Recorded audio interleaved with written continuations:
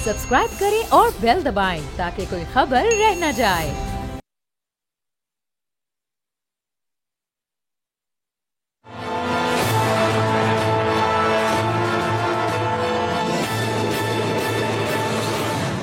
अस्सलाम वालेकुम, मैं हूं बाब जहांगीर। आप देख रहे हैं प्रोग्राम तज्जिया। मुल्की मईशत इस वक्त इस्तेहकाम की जानिब गामजन है। तमाम मुआशी अशारिये पॉजिटिव नजर आ रहे हैं और आलमी मालियाती इदारे भी पाकिस्तान की इकॉनमी को बेहतर और तरक्की की तरफ बढ़ता करार दे रहे हैं। इन्फ्लेशन रेट को ही देख लें जो तेजी से नीचे आया है, और इंटरेस्ट रेट भी इस वक्त तारीखी कम तरीन सतह पर मौजूद है, जिससे मुल्की सरमायाकारों और सनतकारों का एतमाद काफ़ी हद तक बहाल हुआ है। लेकिन अभी भी मुल्क का हर तबका बिजली के ऑल टाइम हाई टैरिफ से बहुत ज़्यादा परेशान है, और हर सारिफ चाहे वो घरेलू हो या सनती हो इस वक्त बिजली के हवाले से रिलीफ तलाश कर रहा है, जिसको मद्देनजर रखते हुए हुकूमत ने मौसम सरमा में घरेलू, कमर्शियल और सनती सार्फिन को सस्ती बिजली फराहम करने के लिए बिजली सहूलत पैकेज का ऐलान कर दिया है। इस हवाले से पावर डिवीजन ने तफसीलात भी जारी कर दी हैं। पावर डिवीजन के मुताबिक मौसम सरमा के 3 माह बिजली के इजाफी इस्तेमाल पर 26 रुपये 7 पैसे फी यूनिट तक रिलीफ दिया जाएगा। और डिवीजन का यह कहना है कि बिजली सहूलत पैकेज दिसंबर 2024 से फरवरी 2025 तक नाफिज रहेगा। घरेलू, कमर्शियल और सनती सार्फिन पर भी इतलाक होगा। पावर डिवीजन के मुताबिक गुज़िश्ता 3 सालों के मुकाबले में इजाफी बिजली के इस्तेमाल पर 26 रुपये फी यूनिट तक रिलीफ दिया जाएगा। पावर डिवीजन के मुताबिक सहूलत पैकेज का इतलाक माली साल 2022 के मुकाबले में 20%, माली साल 2023 के मुकाबले में 30%, माली साल 2024 के मुकाबले में 50% इजाफी इस्तेमाल पर होगा। पावर डिवीजन के मुताबिक घरेलू सार्फिन को दिसंबर से फरवरी के दौरान बिजली के कम से कम इजाफी इस्तेमाल पर 30% या 11 रुपये 42 पैसे फी यूनिट और ज़्यादा से ज़्यादा इजाफी इस्तेमाल पर 50% यानी 26 रुपये फी यूनिट बचत हो सकती है। पावर डिवीजन के मुताबिक कमर्शियल सार्फिन को दिसंबर से फरवरी के दौरान बिजली के कम से कम इजाफी इस्तेमाल पर 34% या 13 रुपये 46 पैसे फी यूनिट और ज़्यादा से ज़्यादा इजाफी इस्तेमाल पर 47% या 22 रुपये 71 पैसे फी यूनिट की बचत होगी। इसी तरह से सनती सार्फिन को दिसंबर से फरवरी के दौरान बिजली के कम से कम इजाफी इस्तेमाल पर 18% या 5 रुपये 72 पैसे फी यूनिट आप इसको कह लें, और ज़्यादा से ज़्यादा इजाफी इस्तेमाल पर 37% यानी 15 रुपये 5 पैसे फी यूनिट की बचत होगी। घरेलू सार्फिन इस वक्त 37.49 से 52.07 रुपये फी यूनिट के दरमियान अदायगियां करते हैं। सनती सार्फिन के लिए बिजली के नर्ख 31.79 से 41.12 रुपये फी यूनिट के दरमियान है, और कमर्शियल सार्फिन 39.53 से 48.78 रुपये फी यूनिट तक बिजली की कीमत अदा कर रहे हैं, जिसकी वजह से माशी सरगर्मियां बहुत ज़्यादा मुतासिर हो रही हैं और मुल्की एक्सपोर्ट्स में इस रफ्तार से इजाफा नहीं हो रहा जिस रफ्तार से होना चाहिए।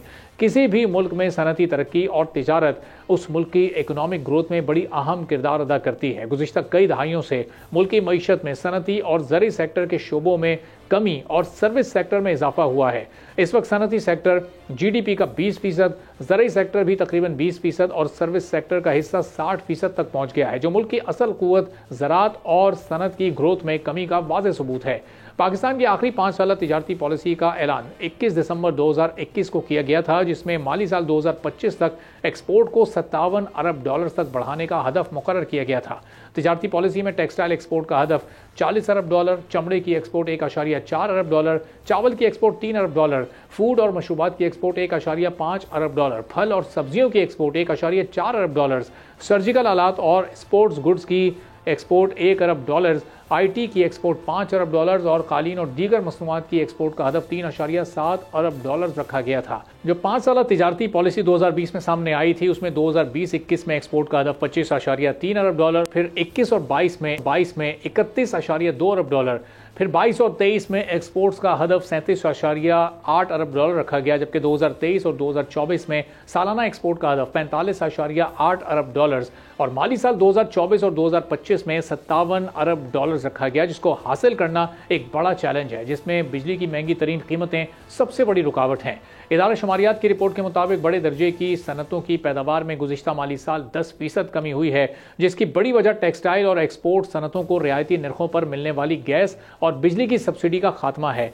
इदारा शुमारियात के मुताबिक रवां साल जनवरी में मुल्क की बड़े दर्जे की सनतों के 19 शोबों की पैदावार में कमी हुई है, जिसमें टेक्सटाइल की सनत में 14.2%, यार्न और कपड़े की सनत में 18%, ऑटो सेक्टर में 7%, स्टील की पैदावार में 9%, केमिकल मसनूआत में 8%, फार्मास्यूटिकल में 24% और रबड़ की मसनूआत में की जो सनत है उसमें 8% की कमी शामिल की है।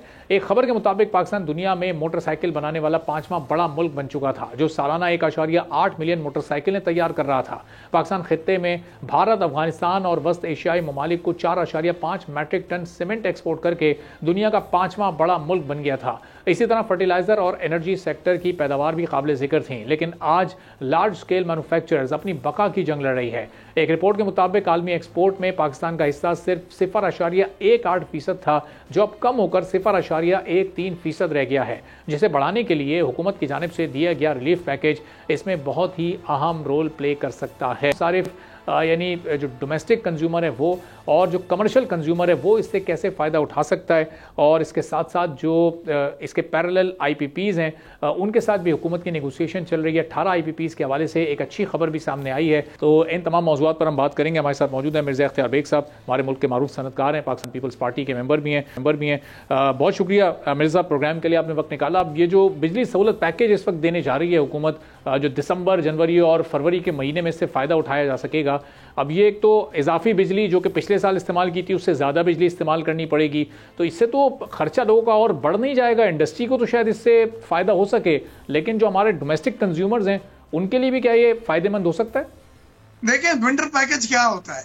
विंटर पैकेज ये होता है कि आपके पास बिजली जो है इजाफी मौजूद है और उसको खरीदार उसका नहीं है, लिहाजा आप उसको सस्ते दामों डिस्काउंट दे के उसी खरीदार को ऑफर कर रहे हैं कि वो सस्ती बिजली लेके अपनी पैदावारी लागत कम करके अपनी चीजों को एक्सपोर्ट कर सके।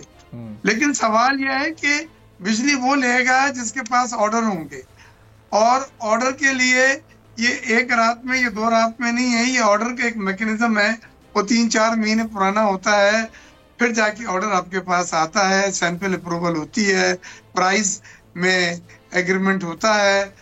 तो ये जो चीज विंटर पैकेज है, इस बुनियाद पे कि पिछली साल आपने जो बिजली यूज की थी उससे ज्यादा आप जो खर्च करेंगे वो नए रेट पे मिलेगी, जो 25-26 रुपए की यूनिट है। ये लगता तो बड़ा अट्रैक्टिव है, लेकिन इसके लिए ऑर्डर पहले होना बड़ा जरूरी है। ऑर्डर नहीं होंगे आपके पास तो बिजली आप कंजम्पशन आपकी नहीं बढ़ पाएगी। तो ये तो मैं समझता हूँ इसमें पहले से ये प्लानिंग होती है, तो फिर जो एक्सपोर्टर होते हैं वो नई कॉस्टिंग करके सस्ते दामों ऑर्डर पकड़ते हैं कि बिजली की कीमत कम है, मार्कअप कम है, तो हम ये 2-3 ऑर्डर सस्ते ले लें।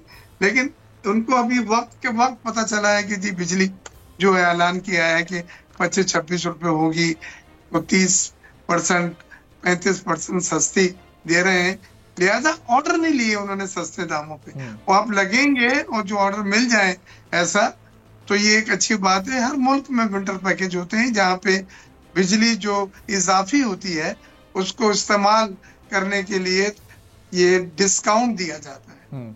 तो इसका मतलब मिर्ज़ा साहब, जो प्लानिंग का टाइम है हुकूमत का, शायद उसमें हुकूमत ने कहीं कोई गलती कर ली। अगर ये कदम उठाना था तो शायद 2-3 महीने पहले अगर हमारी इंडस्ट्री के साथ या बिजनेस कम्युनिटी के साथ मिलकर बैठा जाता, थिंक टैंक से थोड़ी बात की जाती, उनके साथ मिलकर प्लान किया जाता, तो पूरी इंडस्ट्री इसको मैक्सिमम यूटिलाइज कर सकती थी और इसका बेहतर फायदा फिर उसी सूरत में हासिल होता।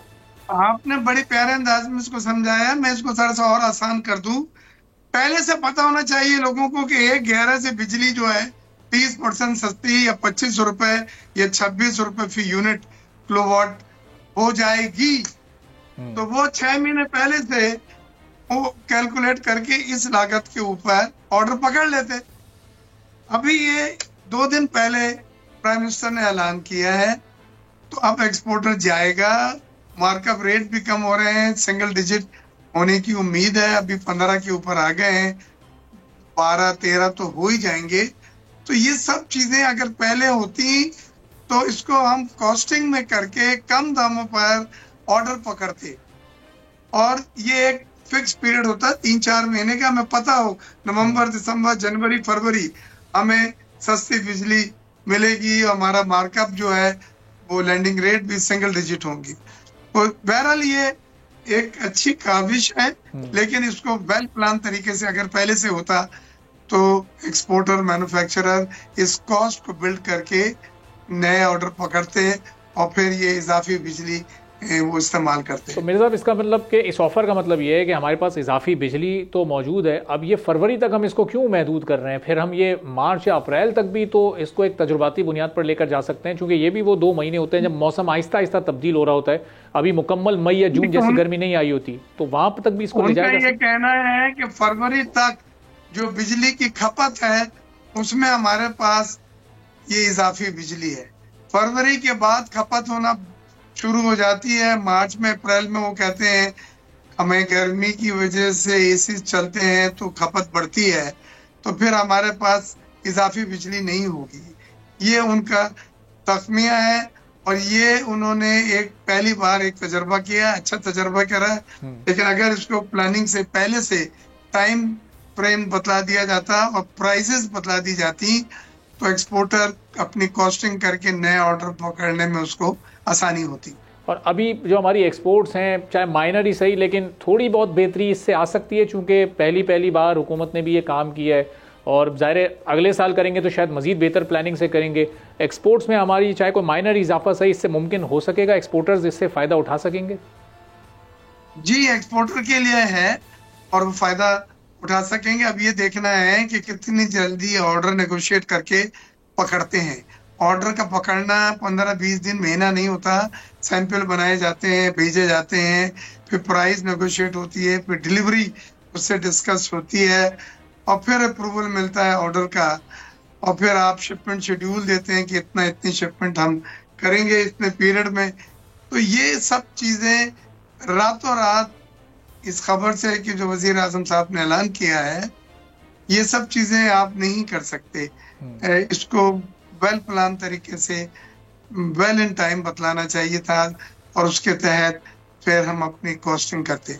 चलें, कम से कम हुकूमत ने ये एक कदम उठाने की तो कोशिश की, लेकिन इसके पैरेलल जो इस वक्त IPPs के साथ मामला चल रहे हैं, चूंकि फिर उसका तो अगर बराह रास्त कोई फ़ायदा होना है तो वो पूरे मुल्क को होना है। अब वो 18 IPPs ने अपने मोड ऑफ पेमेंट को तब्दील करने पर रजामंदी जाहिर की है। इसका कितना फ़ायदा हो सकता है? टेक और पे और टेक एंड पे की बहुत ज़्यादा बात हो रही थी, अब ये टेक एंड पे पर एग्री हो गए, तो ये 18 IPPs के एग्री होने का क्या मतलब है? बात है और ये बहुत बड़ी बात है, खुशखबरी। और अरबाज जहांगीर साहब, इसमें मैं बहुत इन्वॉल्व था, प्रेस कॉन्फ्रेंसेस भी की हैं हमने, वजीर आजम से टास्क फोर्स बनवाई है हमने, असम्बली के फ्लोर पे और स्टैंडिंग कमेटीज में टेकअप किया है। अब जब मैं आपसे बात कर रहा हूँ, 5 यूनिट पुराने जो 94 वाले थे उसकी एफिशिएंसी बिल्कुल कम हो गई थी, वो चलते भी नहीं थे लेकिन कैपेसिटी चार्जेस लेते थे बिजली की सप्लाई की मद में, हालांकि बिजली सप्लाई नहीं होती थी, वो बंद पड़े हुए थे ज्यादातर।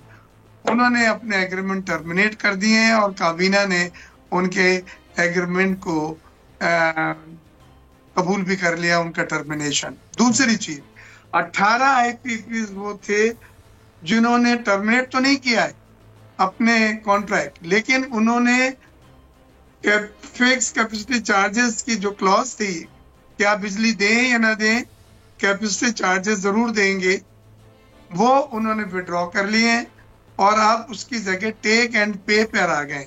यानी जो आप बिजली देंगे उसी की पेमेंट लेंगे और ये इससे आपको 70 से 100 अरब रुपए सालाना बचेंगे।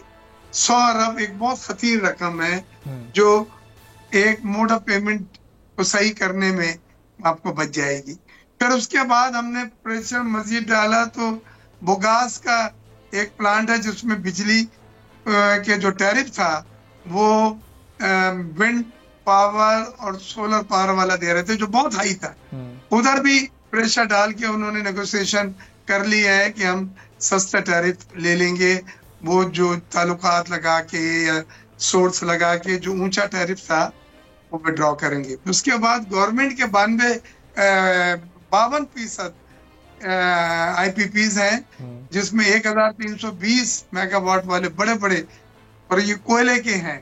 तो इन सब में तय हुआ 3 साल में कोयला, मुकामी कोयला इस्तेमाल होगा और इंपोर्टेड कोयला अब नहीं इस्तेमाल किया जाएगा।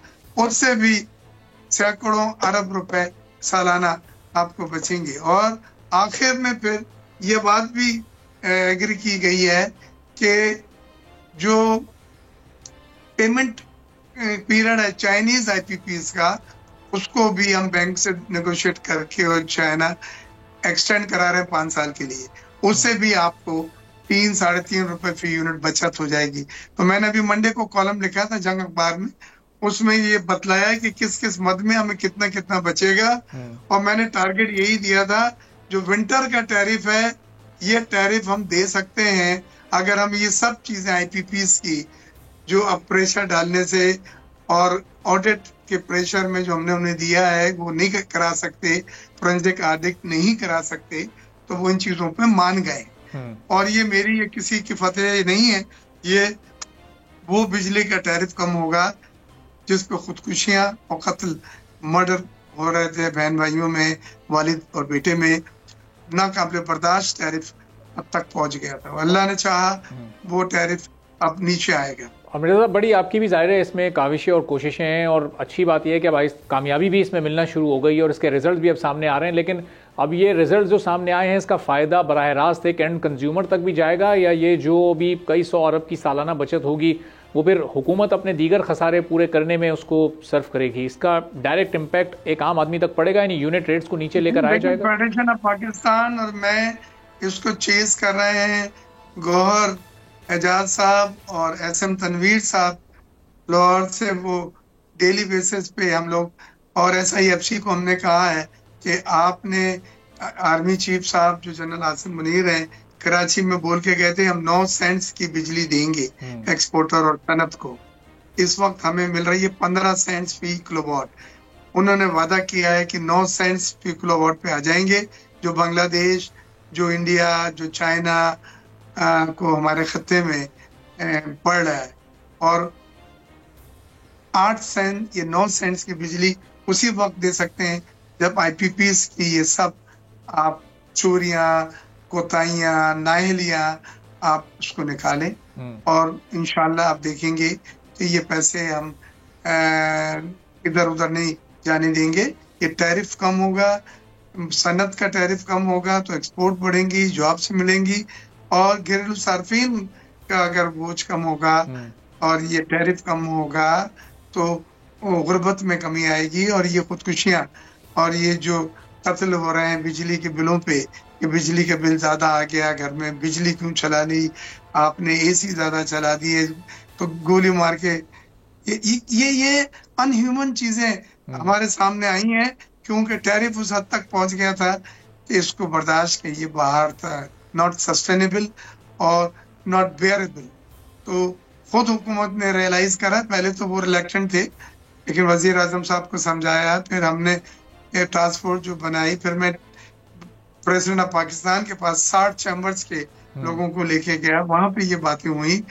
और अल्लाह ताला ने, बस इसमें किसी एक का मफाद नहीं था, हालांकि मुझे बहुत प्रेशर था कि आप बिजनेसमैन हैं, आप बिजनेसमैनों के खिलाफ क्यों जा रहे हैं। मैंने कहा मैं बिजनेसमैनों के खिलाफ नहीं, मैं मुल्क के मफाद में, हमारी सनत बंद हो रही है, सनत बैठ रही है, उसका ठप्पा बैठ रहा है, लिहाजा आप बेरोजगारी बढ़ जाएगी, गुर्बत बढ़ जाएगी। तो ये सब चीजों से बचने का एक ही तरीका है कि जो गलतियां, ये जो करप्शन हुई है, जो ओवर इन्वेस्टिंग हुई है, जो इक्विटी में एक प्लांट $50 मिलियन का लगा है, वही कंपनी का, उसी कैपेसिटी का, उसी कलर का, उसी वक्त में $110 मिलियन का लगाया गया ओवर इन्वेस्टिंग करके, ज्यादा इक्विटी बना के, और उसके ऊपर 17% गारंटेड मुनाफा लिया गया। जुल्म हुआ है, जुल्म हुआ।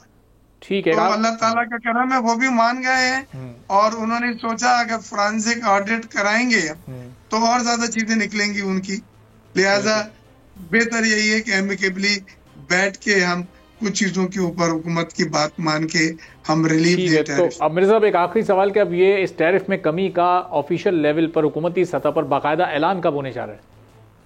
देखिए, आज 18 का था, एक हफ्ते में उन्होंने कहा कि साइन करेंगे वो टेक एंड पे का। अच्छा, जहां तक सवाल है 5 का, वो टर्मिनेट हो गया है, वो तो काबीना के जो मिनट्स है उसका हिस्सा है, वो उसमें अमल दरामद भी शुरू हो गया। उसमें आपको का एक बहुत बड़ा यूनिट था जो उसमें आता है, और बाकी भी सब हो रहे हैं। इंशाअल्लाह हम छोड़ेंगे नहीं, आपसे वादा है। और ये पूरा रिलीफ जो है एक आम सारिफ को और पाकिस्तान की सनत को दिया जाएगा, ताकि माशी जो हालात बिगड़ते जा रहे हैं, जो लोग सनतें बंद कर रहे हैं, अब वो सनत के बिजली के बिल अफोर्डेबल बन जाए और वो उसी सनत से जॉब दे के लोगों को एक्सपोर्ट बढ़ाएं। ठीक है, बहुत बहुत शुक्रिया मिर्ज़ा इख्तियार बेग साहब, हमारे साथ मौजूद थे। गुफ्तगू आपने सुनी, कई खुशखबरियाँ उन्होंने इसमें सुनाई कि अब आगे आने वाले दिनों में टैरिफ भी कम हो रहा है, बिजली के बिल का जो बोझ है एक आम आदमी पर से वो भी कम हो जाएगा। एक छोटा सा ब्रेक लेते हैं, ब्रेक के बाद वापस आएंगे, कुछ और अहम मौज़ूआत पर बात करेंगे।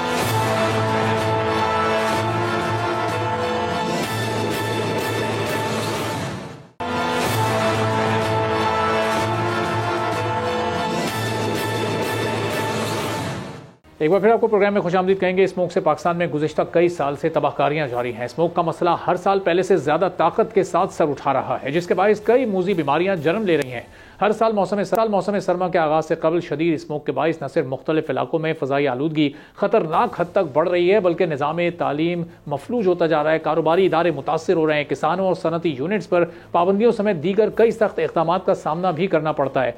सूबा पंजाब को स्मोक की बिगड़ती सूरत हाल के बायस आफत ज़दा करार दे दिया गया है। तेज़ी के साथ ख़राब होती सूरत हाल में मासूम बच्चों को स्मोक से बचाने के लिए तालीमी इदारों में छुट्टियाँ कर दी गई हैं। फ़ज़ाई आलूदगी में लाहौर दुनिया में सर फहरिस्त आ गया है। पंजाब हुकूमत ने स्मोक को पंजाब नेशनल क्लाइमेट एक्ट 1958 के सेक्शन 3 के तहत इंसदाद स्मोक के लिए फसलों की बाकियात जलाने पर पाबंदी, सॉलिड वेस्ट, कूड़ा करकट, शॉपिंग बैग्स, टायर और प्लास्टिक जलाने समेत दीगर गैर मेयारी ईंधन की फरोख्त और इस्तेमाल पर भी पाबंदी लगा दी गई है।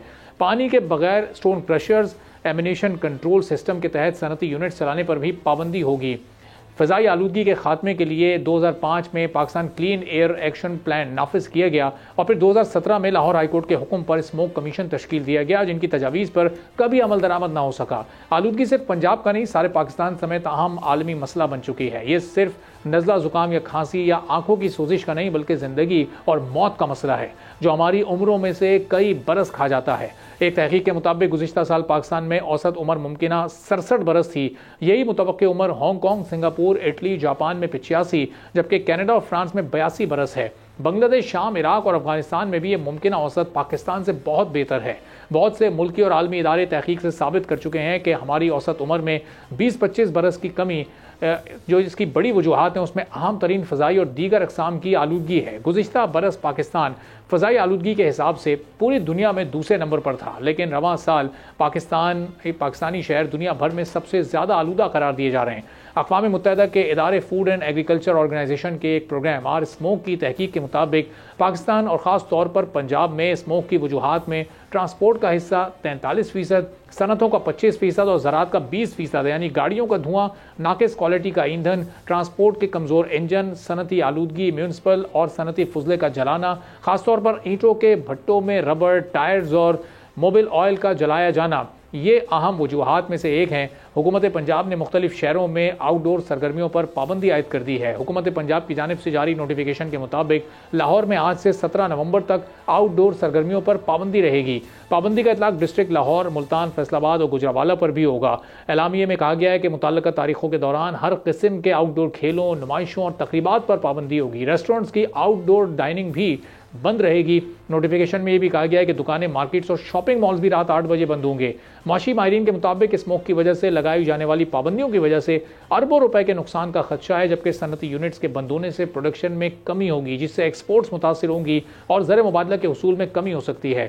मुल्की मईशत जो इस्तेहकाम की जानिब आहिस्तगी के साथ अब गामजन है, उसकी रफ्तार एक बार पकती है और ये कितना नुकसान होगा, इस वक्त कारोबारी सरगर्मियों के नुकसान का क्या तखमीना है, इस पर हम गुफ्तगू करेंगे। मोहम्मद अबूज़र शाद साहब, सदर Lahore chamber of commerce and industry के हमारे साथ मौजूद हैं। अबूज़र साहब, बहुत शुक्रिया सर, प्रोग्राम के लिए आपने वक्त निकाला। अब ये जो इस वक्त सूरत हाल पंजाब में ख़ास तौर पर लाहौर, मुल्तान और चंद एक और बड़े शहरों में पैदा हुई हुई है, इससे रोज़ाना की बुनियाद पर क्या तखमीना है आपके पास, कितना नुकसान हो रहा है? बहुत शुक्रिया जी। मैं आपको ये पाकिस्तान में जो कातिल धुआं का राज इस वक्त मौजूद है स्मोक का, ये बात 1952 में 1952 में लंदन के शहर, बरतानिया के शहर लंदन से काम शुरू हुआ, जब जहरीली हवाओं ने वहाँ पे काला धुएं ने 5 दिन तक पूरी दुनिया, लंदन की सरगर्मियाँ ख़त्म कर दी और हज़ारों लोग इस धुएं की वजह से दुनिया से चले गए। उसके बाद उन्होंने एयर क्लीन एक्ट बनाया, जिस पे कोयले पे पाबंदी लगा दी गई, संतों को शहरों से बाहर मुंतकिल किया गया और दरख्त लगाए गए।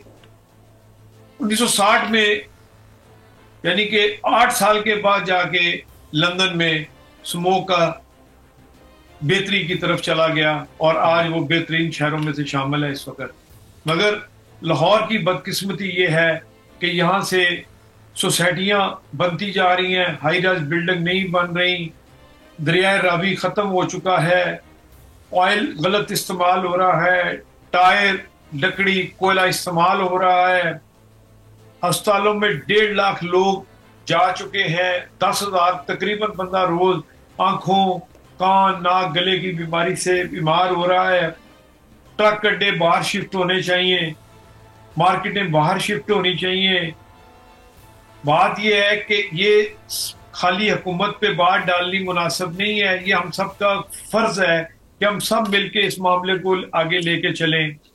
अगर हमने सिर्फ हुकूमत को ही कहना है तो ये गलत है। आपने अभी कहा कि 45% ट्रांसपोर्ट का हिस्सा है, ये फिगर आपने ठीक कर लें, ये 83% है। अच्छा, हाँ जी, और 9% इसमें इंडस्ट्री का है और इसमें 8% जो है वो ज़राअत का है। ठीक। अच्छा, अब देखें लाहौर के इर्द गिर्द आउटर सर्कल मनावा से शुरू हो जाएं और पूरे शदरे तक और इधर इस तरफ से शुरू हो जाएं मनावा से और ये पूरा कसूर रोड और फिरोजपुर रोड तक आए। जितनी इंडस्ट्री चल रही है उसको टायरों पे जला रहे हैं, उसको लकड़ी पे जला रहे हैं, उसको कोयले पे जलाया जा रहा है। देखें, ये चीजें हम सब का अखलाकी फर्ज भी है कि हम एक गवर्नमेंट नंबर जारी करें जिसमें कंप्लेंट लॉन्च हो सके। कोई बंदा भी 1112 की रेस्क्यू है, इस तरह बंदा पोल्यूशन के बारे में गवर्नमेंट को इंफॉर्मेशन दे कि जिस तरह पुलिस हेल्पलाइन है इस तरह ये इस पे हेल्पलाइन होनी चाहिए। नंबर 2, गवर्नमेंट का काम है कि क्लीन पंजाब कमीशन कायम करे, जो माहिरीन उसमें शामिल हो, इंडस्ट्रियलिस्ट शामिल हो, स्टेक होल्डर शामिल किए जाएं। देखें, पाकिस्तान में कोई प्राइवेट कोई ट्रांसपोर्ट का निज़ाम गवर्नमेंट के पास इतना स्ट्रॉन्ग नहीं है, अगर है तो वो सारे डीजल बसों के ऊपर, इलेक्ट्रिक गाड़ियों पे नहीं है। चलें, आपको पॉइंट ऑफ व्यू आ गया। बहुत बहुत अबूजर अरशाद साहब, सदर Lahore chamber of commerce and industry, हमारे साथ मौजूद है। एक छोटा सा ब्रेक लेते हैं, ब्रेक के बाद वापस आएंगे। तो COP29 का बाकू में आगाज़ हो गया, उस पर भी बात करेंगे एक छोटे से ब्रेक के बाद।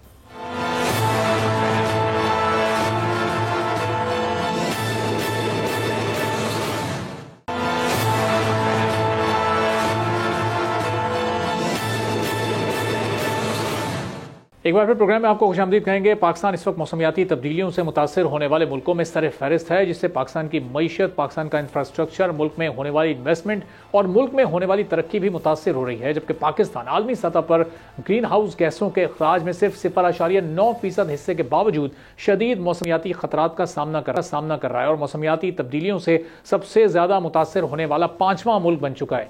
2022 में आने वाले सैलाब से 1739 अफराद जान की बाजी हार गए थे। इस सैलाब से 3.2 ट्रिलियन रुपए यानी 14.8 बिलियन डॉलर्स का नुकसान हुआ था।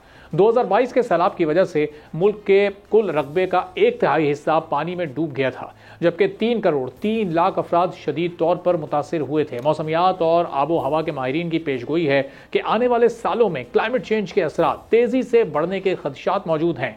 एक मोहतात अंदाजे के मुताबिक 2050 तक पाकिस्तान के GDP में 18 से 20% तक कमी हो सकती है। दुनिया भर में मौसमियाती तब्दीलियों की सबसे बड़ी वजह ग्रीन हाउस गैसेस के अखराज में इजाफा है, जो हर साल मजीद बढ़ता जा रहा है।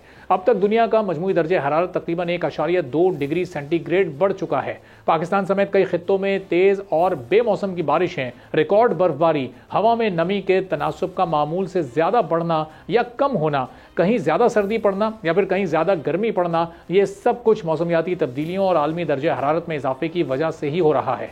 अक़वाम मुत्तहिदा के इक़्तिसादी और समाजी कमीशन बराए एशिया और बैरुल काहिल के मुताबिक मौसमियाती तब्दीलियों की वजह से पाकिस्तान अपने सालाना GDP के 9% से हाथ धो सकता है।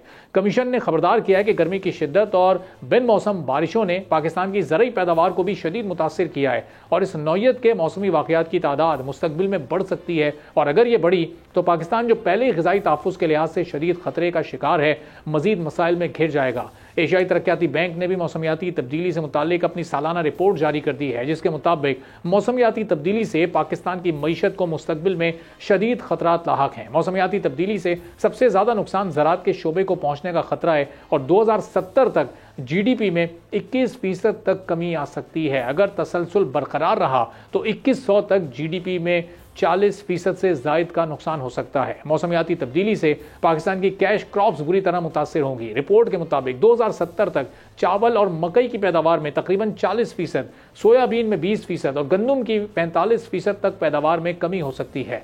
मछली के कारोबार से वाबस्ता अफराद को 20% पैदावारी में कमी का सामना करना पड़ सकता है। मौसमियाती तब्दीली की वजह से दरख्तों की पैदावार में 10% तक कमी का अंदेशा है। अब ऐसे में आज से बाकू में होने वाली COP29 इस वक्त बहुत अहमियत की हामिल हो चुकी है। 197 मुल्कों के रहनुमा और मंदूबीन वहाँ पर मौजूद हैं। वज़ीर आज़म 12 और 13 नवंबर को बाकू का दौरा करेंगे। World leaders climate action summit में वज़ीर आज़म शहबाज शरीफ पाकिस्तान का नुक्ता पेश करेंगे। आज कुर्रा अर्ज़ पर मौजूद तमाम बरे आज़म किसी न किसी कुदरती आफत में घिरे हैं। अमरीका और एशिया समुद्री तूफानों की जद में है, जबकि यूरोप और बाज़ अमरीकी इलाके शदीद गर्मी की लपेट में, समंदर बिफर रहे हैं और जंगलात आतिश ज़दगी का शिकार हैं। एशिया में पाकिस्तान और भारत स्मोग और गर्मियों में हीट वेव से लड़ रहे हैं। बांग्लादेश समेत दीगर एशियाई ममालिक को गैर मामूली बारिशों के नतीजे में सैलाब और तबाही और ग्लेशियर पिघलने का खतरा है। अफ्रीका पानी के बहरान में मुब्तला है। हालात ग्लोबल वार्मिंग से ग्लोबल बॉयलिंग की तरफ बढ़ रहे हैं। रिपोर्ट्स के मुताबिक इस वक्त दुनिया में तकरीबन 8.25 करोड़ अफराद भूख और अफलास का शिकार हैं। माहौलियाती तब्दीली के खतरात को कंट्रोल ना किया गया तो मजीद 2 करोड़ लोग भूख से मुतासिर हो सकते हैं। पूरी सूरत हाल पर बात करने के लिए इस वक्त हमारे साथ मौजूद हैं डॉक्टर मोहम्मद फैसल साहब, क्लाइमेट चेंज एक्सपर्ट हैं। फैसल साहब, हम इस वक्त देख रहे हैं कि हमारे मुल्क में और ख़ासतौर पर पंजाब में और लाहौर, मुल्तान, फैसलाबाद में जिस तरह से इस वक्त स्मोक बढ़ती जा रही है, हालात वहाँ पर लोगों के लिए बहुत ज़्यादा मुश्किल होते जा रहे हैं। ग्रीन लॉकडाउन लग रहा है, उसको लोग फॉलो नहीं कर रहे, लोगों को तरह तरह की बीमारियां हो रही हैं। अब इस सिलसिले में क्या इकदाम इस वक्त हुकूमत को उठाने की ज़रूरत है? चूंकि अभी एक रूटीन बन चुका है कि हर साल जब सर्दी आती है तो ये शहर रहने के काबिल ही नहीं हो जाते। आलूदा तरीन शहरों में इस वक्त सरे फहरिस्त है मुल्तान, लाहौर। जी, आपने बिल्कुल दुरुस्त निशानदेही की है इस स्मोक के हवाले से कि हमारी कितनी बुरी सूरत हाल है। सिर्फ स्मोक के हवाले से नहीं, एनवायरमेंटल परफॉर्मेंस इंडेक्स में हम देखें तो पाकिस्तान की रैंकिंग जो है वो गुज़िश्ता कुछ सालों में 180 ममालिक में से 176वें नंबर से 179वें नंबर पर चली गई, यानी सिर्फ एक मुल्क हमसे नीचे है। तो हमारी तो पूरी माहौलियाती जो कारकर्दगी है वो इंतहाई कमज़ोर है, बुरी हालत में है। तो इसके ऊपर इसको तवज्जो की ज़रूरत है। जहाँ तक स्मोक की बात है तो देखिए, इस मामले को पे लाहेअमल सोचने से पहले आपको इसकी रीजंस पे सोचना होगा कि इसकी रीजंस क्या हैं। एक चीज, दूसरा आपको ये समझना होगा कि ये सिर्फ एक सर्दियों का फिनोमेना नहीं है, ये साल भर का फिनोमेना है। पूरे साल में जो है वो मुल्क में ये पोल्यूशन जो है वो हमारी आलमी मेयारात से कई गुना ज्यादा होती है। क्योंकि इन दिनों में 2-3 ऐसे साइंटिफिक रीजंस होती हैं जिसकी वजह से हमें ये ज्यादा नजर आती है या इसकी शिद्दत बढ़ जाती है, क्योंकि टेम्परेचर रेंज डिफरेंट हो जाती है। टेम्परेचर रेंज डिफरेंट होने के साथ साथ ये ड्राई स्पेल बढ़ जाता है हमारा, और इसके साथ तीसरा फैक्टर जो होता है कि हमारी एयर की स्पीड जो कम हो जाती है। तो जो पोल्यूशन जहाँ से प्रोड्यूस हो रही होती है वो बहुत ज्यादा फैलती नहीं है या वो फिजा में मुअल्लक हो जाती है। तो इसकी वजह से हमें ये नजर आना शुरू हो जाती है कि बड़ी शिद्दत से ये हमें मुतासिर कर रही है। वगरना ये पोल्यूशन, एयर पोल्यूशन, स्मोक हमें पूरा साल मुतासिर करती रहती है और बड़ी शिद्दत से मुतासिर करती है। और इसके असरात इतने शदीद हैं कि एक औसतन पाकिस्तानी की उम्र जो है वो 3.9 साल तक इससे कम हो रही है। अच्छा, सिर्फ पाकिस्तानी की। अगर सिर्फ लाहौर की किसी रिहायशी की बात की जाए तो ये 7.9 साल तक इसका हिस्सा चला जाता है। तो चूंकि अब इसके अवामिल को समझना चाहिए कि इसकी रीजंस क्या है, तो अभी तक जो साइंटिफिक एविडेंस इसके ऊपर हमारे सामने आया है उसमें ट्रांसपोर्ट सेक्टर का हिस्सा सबसे ज्यादा हमारे सामने आ रहा है। यानी जितनी एमिशंस प्रोड्यूस होती हैं हमारे मुल्क में, पंजाब में भी सबसे बड़ा हिस्सा ट्रांसपोर्ट सेक्टर का है, जबकि लाहौर में तो 83% हिस्सा ट्रांसपोर्ट सेक्टर का है। यानी लाहौर में गाड़ियों से पैदा होने वाले धुएं से या एमिशन से स्मोक पैदा होती है। पंजाब में इसका हिस्सा तकरीबन 43% के करीब है। दूसरे नंबर पे इंडस्ट्रीज से एमिशन आती है और तीसरे नंबर पे जो है वो फसलों की बाकियात के जलाने से जो है वो स्मोक पैदा होती है। अब चूंकि सबसे बड़ा हिस्सा ट्रांसपोर्ट सेक्टर से आ रहा है तो डेफिनेटली ट्रांसपोर्ट सेक्टर को सबसे पहले फोकस करना होगा, सबसे पहले तरजीह देनी होगी कि इस उससे हमें किस तरह से एमिशंस को कम किया जा सकता है। क्योंकि लाहौर में अगर 83% के करीब एमिशंस गाड़ियों से आ रही हैं, तो अब इसकी दो रीजन हैं। हम फौरी तौर पर इसके ऊपर तवज्जो करते हैं कि गाड़ियों की मेंटेनेंस के ऊपर तवज्जो दी जाए, इनके इंजन मेंटेन हो, लेकिन हम इस चीज के ऊपर ज्यादा तवज्जो नहीं दे रहे हैं कि हमारे फ्यूल की क्वालिटी जो है वो इससे बेहतर होने की जरूरत है। हमने गुज़िश्ता 2 दहाइयों में यूरो 2 क्वालिटी का फ्यूल इस्तेमाल किया, उसके बाद हमें यूरो 5 पे मुंतकिल हुए, और अभी भी हम यकीन से नहीं कह सकते कि पूरे मुल्क में यूरो 5 पे जो है वो हमारा फ्यूल जो है। अच्छा डॉक्टर साहब, कतई कलामी की माज़रत, लेकिन ये जितने भी अवामिल हैं ये तो दीगर सूबों में भी तकरीबन कमोबेश बहुत माइनर से फ़र्क से एक ही जैसे हैं। यानी इंडस्ट्री के एमिशन तो सिंध में भी फसलों को यहाँ भी जलाया जाता है जो फसलें यहाँ मौजूद हैं, और उसके बाद फिर गाड़ियाँ भी, बल्कि शायद अगर गाड़ियों की हम बात करें तो कराची जैसा शहर यहाँ मौजूद है, तो शायद ये वाली पोल्यूशन तो यहाँ ज़्यादा होनी चाहिए, लेकिन फिर लाहौर, मुल्तान, फैसलाबाद यही आलूदा तरीन शहरों में और इंडिया के चंद शहरों के साथ क्यों मुस्तकिल हमें नज़र आ रहे हैं? देखिए इसका साइंटिफिक फिनोमिना था, वो मैंने शुरू में कहा कि जैसे मैंने कहा कि टेम्परेचर इन्वर्जन का इन दिनों में स्टार्ट हो जाती है।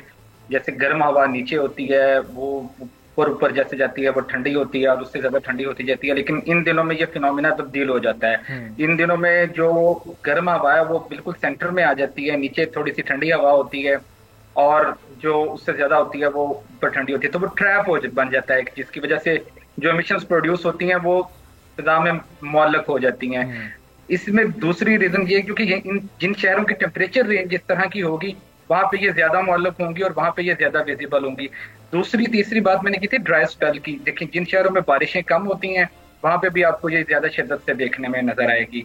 तीसरी बात मैंने की थी कि इन दिनों में हवा की स्पीड कम हो जाती है, क्योंकि जिन शहरों में हवाओं की रफ्तार ज्यादा होगी वहां पे ये पार्टिकुलेट मैटर जितना भी फिजा में होगा वो ज्यादा सफर कर रहा होगा। लेकिन क्योंकि यहाँ पे हवा की रफ्तार काफी कम हो जाती है इन दिनों में, और बारिश भी मेरा ख्याल है मानसून की बारिशें हुई हैं, उसके बाद से लाहौर में कोई बारिश नहीं हुई जी, तो ये इसी वजह से शिद्दत से मुतासर होते हैं। ठीक है, बहुत बहुत शुक्रिया डॉक्टर मोहम्मद फैसल साहब, क्लाइमेट चेंज एक्सपर्ट हमारे साथ मौजूद थे। गुफ्तगू नाज़रीन आपने इसी के साथ आज के प्रोग्राम से इजाज़त दीजिए। अल्लाह।